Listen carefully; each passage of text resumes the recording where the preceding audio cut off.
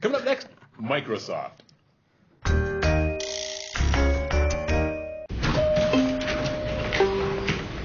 Hey, Chuck. I need access to data. Okay. It's in Germany. Okay. Oh, Bill, do I need to worry about hackers? Bill? Click on that app. Wow.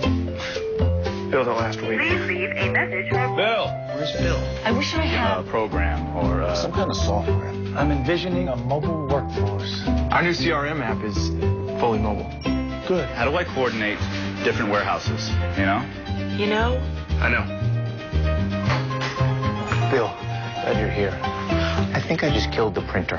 When your infrastructure is ready for anything, your people are ready for anything. Roshini, is he wandering through a for-profit, a not-for-profit, or just some kind of labyrinth? I'm glad you asked because I have no idea. This commercial to me was so confusing. Maybe they're trying to tie in the whole Bill and Microsoft and Bill Gates and all that. But I don't know if I'd want my name on this thing. I mean, you walk into this building and he's just going kind of from room to room, floor to floor. Where are we? What's going on? And then all these questions pop up. You know, it's just kind of the stream of consciousness. I don't think it's a good idea for any company to leave me confused. The only time that's good is if it's such a bizarre commercial. For whatever reason, that's what stays in your head, so you remember that brand or that product. But this, it's not so outrageously bizarre. It's just weird. And then at the end, the printer. I mean, could you come up with something else you busted besides the printer? I mean, something a little more amazing? So, I don't know. I wasn't with it. I was kind of curious as to whether they're selling a product or a service, because it seemed like they were kind of at cross purposes. I had no idea. I'm like you. Infrastructure. They got nothing. They got Bill. What if Bill quit? Bill needs a raise, obviously. When your infrastructure, what was it? When your Infrastructure is ready? your people are ready for anything. Yeah. Those people are ready for nothing. Ready for nothing. The whole play. I don't know what the commercial was trying to communicate, but it didn't get it across. So it's creating demand. Buy some of our products, and Bill won't have to work so hard. Well, no wonder why I have a Mac. Yeah. What do you think, Dwight? I agree. This was a horrible commercial because it seems like, first of all, Bill's a ticking time bomb. I'll tell you that. He appears to have no real job except a glorified gopher. It's just Bill do this, Bill. Next commercial, he's going to walk in with an AK-47 and wipe everyone out. Fix the printer yourself. But the message seems to be: make sure you hire somebody who can deal with our poor products because ours are so cumbersome and confusing. You need a guy to satisfy it. And the third point. If you're going to have somebody who knows this much about your company, give him a nicer office. Don't sit him in a cubicle in the middle of the office. Give him something nice, because apparently he knows everybody's secrets. So I couldn't agree more. What was Microsoft thinking? So, Christina, is the Raw Association buy a Microsoft product, and your tech guy will be hearing his name every 3 seconds?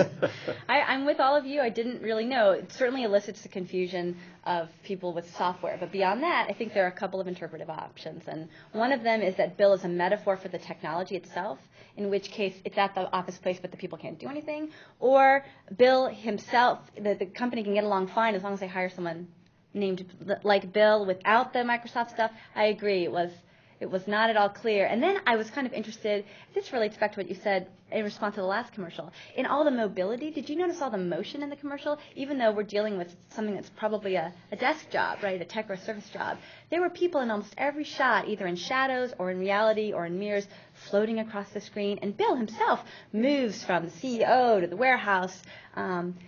There's also something there about, a vision of office life where you're not static. And I don't know if these people are supposed to be the data that has to move for business to get done. The whole thing, the Kind of story like as wasn't MTV clear. as Microsoft can get. That's right, or as that great office building can get. Yeah. Right. I really enjoyed the cheap shot at the executive because he's envisioning something. I'm envisioning, But he can't do he's a it. visionary. That's his job description. He has to envision stuff. He stands there gazing. Well, it was very much MTV cutting. I mean, that is the style these days, to try and chop, make moving Right. shots flow right into each other really quick. And that's supposed to give it some kind of energy. Dynamism, But, it just wasn't working for me. I mean, Bill is the only guy that knows what's going on. The whole thing irritated me. Obviously. Hearing Bill, I would be irritated if I was Bill. Right. You have to take care of your tech people. Anyone who's worked in an office knows the tech people run the company. I mean, I've seen Jurassic Park. You saw what happened to the tech guy in there. He stole the eggs, put them in shaving cream, and the whole island went to hell. So, make sure you take care of the tech people. Don't bother them. I thought that was really kind of the point, how incredibly valuable the tech people are. And to get them that are they're valuable because the software doesn't work. Is it possible that Bill is supposed to be a stand-in for Gates, do you think? And that he's saying if you buy this product, you get direct access to this genius who's also a regular guy and affable and flexible? Maybe, but didn't everybody else look like they were on drugs? I mean, the visionary dude, he's hanging out, and he's just like, I mean, doesn't look very lucid. And I just was getting that Everyone sense. was helpless. Right. Yeah, and a separate point, why is it called Windows? I can open a window. I can't open anything else.